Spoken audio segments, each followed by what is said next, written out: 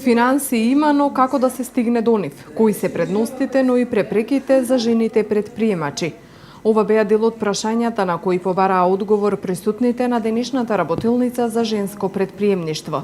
Особено важно е за менаџерите од понежниот пол да знаат дека бизнисот може лесно да биде извозно ориентиран, и тоа не само продуктите, туку и интелектуалниот труд.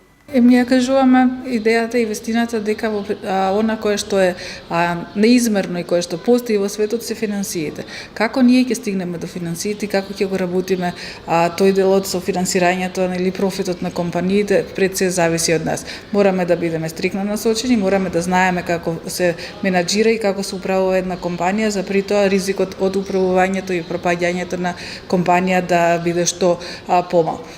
Исто така ги насочуваме на тоа дека ние не мораме да работиме само на локално ниво, дека можеме да работиме на национално ниво, меѓутоа и на регионално ниво во Југоисточна Европа, па понатаму може да не биде пазар и светот.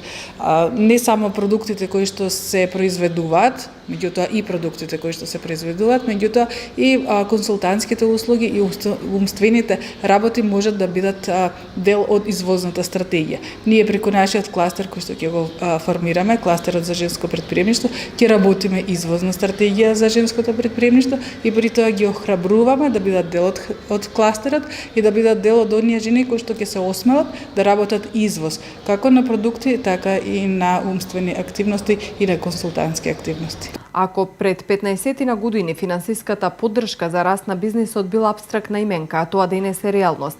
Од меѓународни европски фондови до домашни финансиски инструменти на државата и ресорните министерства и агенции, бизнисот има на располагање капитал кој велат дека е потребен за развој на економијата. Да речеме, јас кога почнав со предприемништво пред 20 на години, немавме мерки и можностите за раст и развој на компаниите беа оставени на самите нас. Меѓутоа, сега постојат можности, јас препорачувам да бидат искористени тие мерки и да бидат искористени финансиите кои што се нудат за раст и развој на компаниите, бидејќи само така можеме ние од една економска слаба средина да преминеме во економски зајакната средина. А кога веќе пак ги имаме мерките, би требало и да ги искористиме затоа што тие се тука во принцип за нас предприемачите.